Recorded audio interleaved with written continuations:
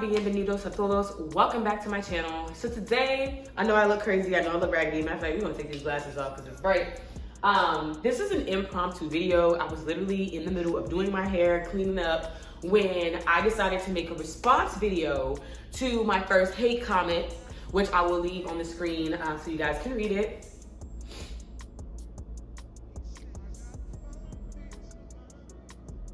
Okay, that should have been enough time.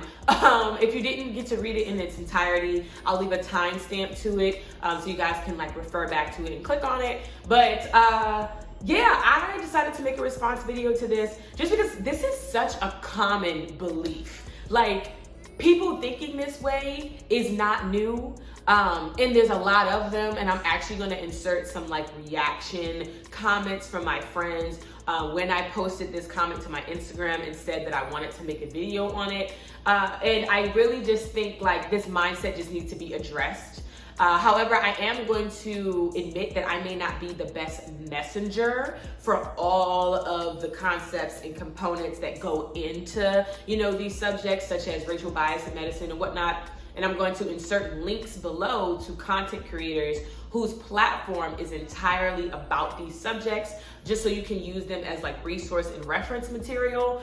But I will say that I'm going to try and address the foundation that this belief is built on, because my entire platform is based around, in my YouTube platform, I mean, is based around me documenting my journey, showing you guys that there's a different way to do medicine and that way is still valid. I am not the 515 MCAS scorer. I did have a high GPA, but I'll get into that later. I didn't have the thousands of clinical hours in research and volunteering. Like, I just had other life experiences, and those things still counted. Those things still mattered, and obviously they helped me to be successful. So that whole cookie cutter image, that whole stereotypical depiction of what it means to be a good applicant, I'm pretty much fighting against that. I'm pretty much fighting against that and saying that shouldn't be what you consider as a good applicant, because that doesn't necessarily translate into those people being good physicians. I promise you, our patients do not care whether or not you got a 528 or a 507. I promise our patients do not care about your undergraduate GPA. We do not care. And it's like, I guess I can understand that medical schools feel that these metrics, these standards are things that would help them see if you would be, I don't know how you, more resilient enough or have enough grit to get through medicine, like to know whether or not you'd be successful in class. But it's like, you can learn that. You can learn study skills. You can learn how to have, you know, better discipline, better habits. Like, you can build those things, but you can't manufacture a personality. You cannot manufacture being personable, being likable, you know what I mean? Like, you either got that or you don't. So I just don't understand why we are still pushing this narrative of, again, this cookie cutter applicant, the 515 and the thousands of hours and blah, blah, blah, blah. Why we're still pushing that when it's obvious that like that's not helping anybody. Patients are still not trusting the healthcare system. Patients are still not believing what doctors have to say. Like, there's so many other problems that are not being resolved by these basic metrics. So why we're putting so much emphasis on them is beyond me. But that's not the points that I want to hit in this video. So I'm actually going to try to break down the comment into like separate words. So this is the first controversial point, and I hope I don't ruffle too many feathers with this, but talking about the word blacks. That was just such an asinine way to refer to the Black community, because we are not a monolith. There are so many different nationalities, ethnicities, cultures within the community that then give rise to different belief systems, different expectations, mindsets, different, you know, values that matter when you start talking about things like standards and academics. So, prime example here. It is a running joke amongst my friend group that I'm the only African American friend in like the medicine group chat. Everybody else is from Ghana, they're from Kenya, Nigeria, and they frequently laugh about how if they didn't become doctors or lawyers, they would be disowned. So that's what I mean by like difference in expectation. And I actually think Jackie Aina, I hope I said her last name right, made a TikTok with like similar verbiage and like speaking on a similar subject of that expectation that I'll insert.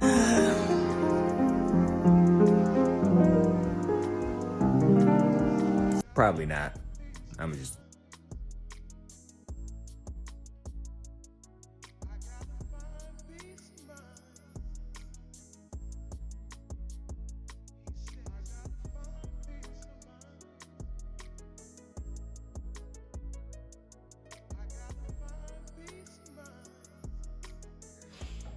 But essentially, it's like, for me, as a Black African American, with my parents being from West Baltimore, it's like, I didn't have that. My parents weren't pressing me out to like go to medical school. My dad did not graduate from high school. My mom obtained her degree entirely online. So to them, anytime that I was high achieving in academics, they were like, oh, good for you. You know what I mean? They were like, oh, amazing. They were not feeling like, oh yeah, well, that's what you should have done. You know what I'm saying? So I just feel like when you say things like, oh, the Blacks, are you really paying attention to these different nuances? Like, there are so many intergroup variability. There's so much intergroup variability that we have to be careful having those discussions with each other, right? Else we get accused of divisionism. We get accused of like, oh, you're trying to have a separatist mentality. Like, having that discussion just inside the Black community is difficult. Plus having to deal with the out-group biases of just being perceived as Black and what that means in America. Double whammy. It's like, you're not paying attention to these variations, to these differences within the group. Then we're dealing with, as I said, these racisms and criticisms outside of the group. And yet here you are thinking it was okay for you to speak on the Black experience when you are not paying attention to these things. You're not taking into account, how inner city schools are not properly funded. You're not taking into account that, again, the attitude and the belief system, the mindset that the Black child growing up in West Baltimore goes home is feeling and experiencing. They're not being told, oh, you can be the next president of the United States. They're not being told, oh, you can be, the next, what is that guy, the guy's name, Dr. Fauci. We're not being told these things. We're not discussing how that affects us. And yet you were comfortable enough to make this basic asinine comment of the Blacks are just getting in with lower standards. If you're not ready to have the full conversation, don't start it. And don't have that conversation if you're not aware that you're not the expert on it. Because I don't even care if you were an educated individual in this subject. If you had been studying health disparities and your mentor works with health disparities and you can do all the homework you want. Even using the resources that I'm providing down below. You can do all the homework you want. But education will never equal expertise in something like race, because you don't know what it feels like. You are legitimately hating from outside the club that you can't even get in. You don't know what it's like to show up Black in the room, to be perceived Black, rejected Black, accepted Black. You don't know what that's like. So you don't get to speak on it. You know what I mean? You are not the pioneer for these conversations. So just don't. Because like I said, there's a lot that goes into them beneath the surface that you just wouldn't understand. So now moving on to the second point of, as I said, how these nuances, how these differences play a role in something like academics. It's just like, are you gaslighting us? Are you blaming us for not having the proper resources and support? Are you saying that we're responsible for the fact that, again, a lot of these schools are run down, understaffed, and underfunded? Even from a collegiate perspective, right? I went to Morgan State University and HBCUs, we get donations and things like that. But in terms of a lot of the resources that are available at our local PWIs, it is a world of difference. A great example of this, actually, when I was volunteering in college, I had volunteered over at Johns Hopkins, and the students were telling me how they have all of these in-depth pre-med courses. Like, they have literal courses where they're learning how to bandage patients, where they're learning all of the different medical terms, where they're spending time in the hospital as a part of class hours. I didn't have none of that. I didn't have none of those opportunities available to me at Morgan State. I love my alma mater to death. I will bleed behind my alma mater. But at the end of the day, there is a difference. So I just feel like when you say stuff like, oh, the low standards, like we're getting some type of hall pass, when y'all are the ones who created the difference. You're blaming us for the gap that y'all made. How does that work? You're blaming us for the gap that was created by the American system letting us down. We should be mad at y'all. And it just, again, it just blows my mind that like people really don't see this. That, like, do we really need to go in depth and have long conversations on things that are obvious? Do we really need to have long, in-depth conversations on the difference, as I said, in resources, support, expectation, etc.? Or are you being dense on purpose? And then don't even get me started with the fact that you just made a huge generalization. Are you trying to say that every single Black student that's in medicine right now, which isn't many, by the way, is underachieving in comparison to their white and Asian peers? Is that what you're meaning right now? Because Janae graduated at the top of her class. Janae graduated with a 4.0. Janae graduated valedictorian. Janae did all of these things while running Division I track and field. So I was waking up at 6 in the morning to go to a 2-hour-long practice with no food, no water, running 300s, running 400s, jumping in sand pits, to go up to the weight room, to be squatting 200 plus pounds, to then go to my 3-hour lab right after. No food, no water, no shower. Plus managing to find time to study because I have to go to a track meet that's going to get me out of class for 5 days, and I have to make up all that work and take a test when I come back. Are you denying my grit? Are you denying, again, my experience? Are you invalidating my work ethic? Are you, because that's what it feels like. It feels like you are taking, again, this Black experience and diminishing it down to y'all are simply not enough. Get out of my face with that. Get out of my face with that. And again, if it was so much easier for us, as you claim, like we're getting some type of hall pass simply for being Black, there should be more of us. You have access to Google. You have access to the AMCAS, and if you don't, it's only like $20. There is no reason why it should say things like 10 Black students, and that's a high number, out of 100. There's no reason it should say 4 Black students out of 200. Your average medical school class is what? Like 100 people, 110 people? The fact that 1% of that class is Black should tell you something. And it shouldn't be that we had an easier time. You have heard the wrong thing.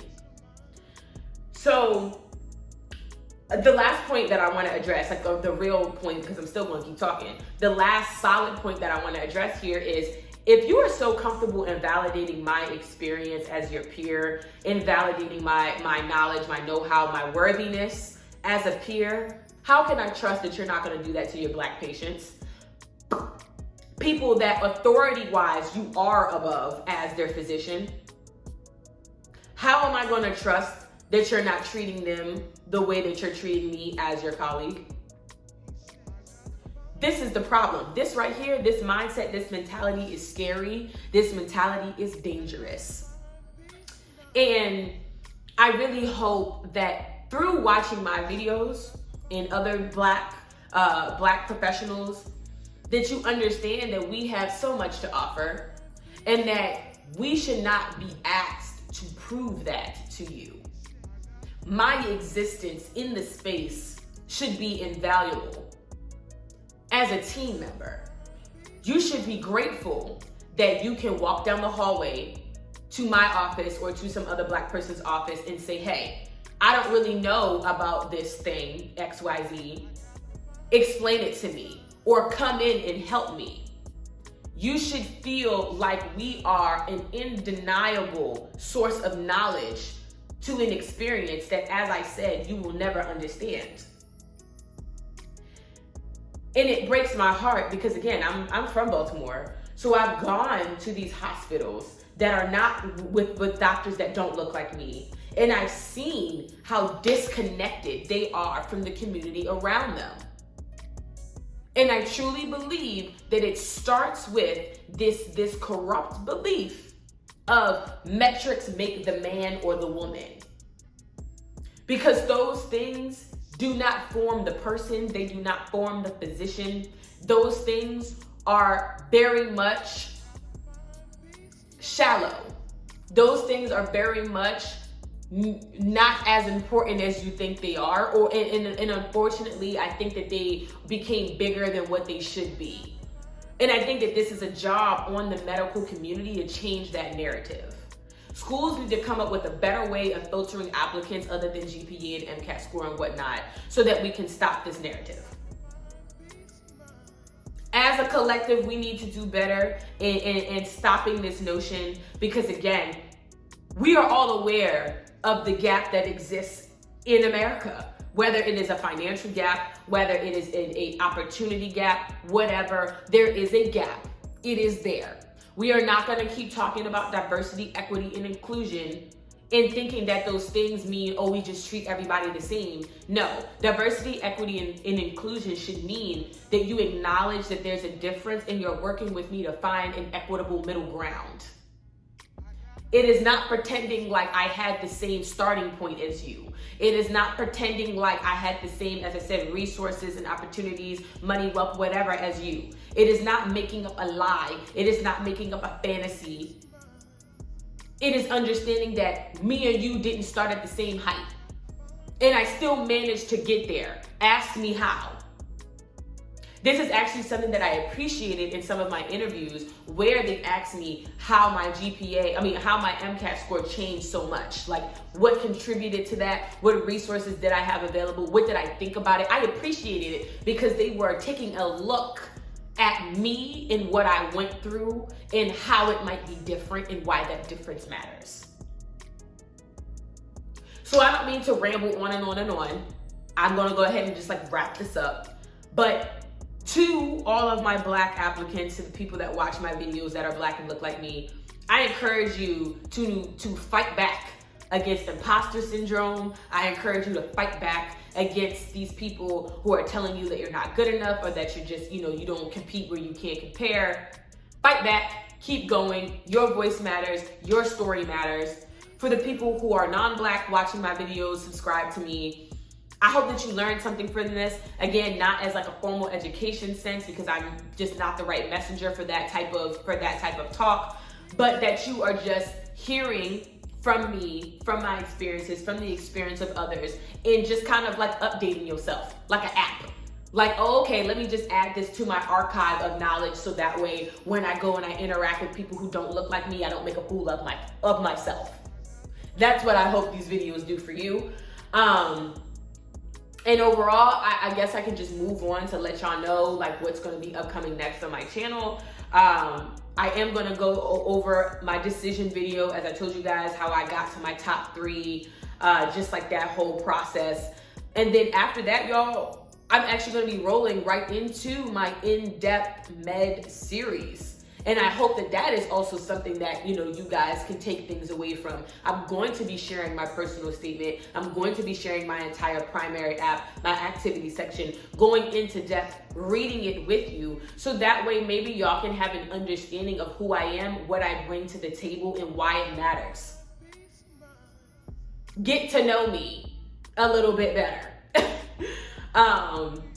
So I hope that you continue to support my channel, stay on my channel for those videos, comment, share, subscribe if you have not already. And then of course, hitting that notification down below so that way you're notified to whenever I post. And yeah, I hope that you just enjoyed this chat. Sorry that it wasn't amazingly structured, since again, this was just kind of an impromptu response video. But as always, thank you guys so much for supporting me. Adios.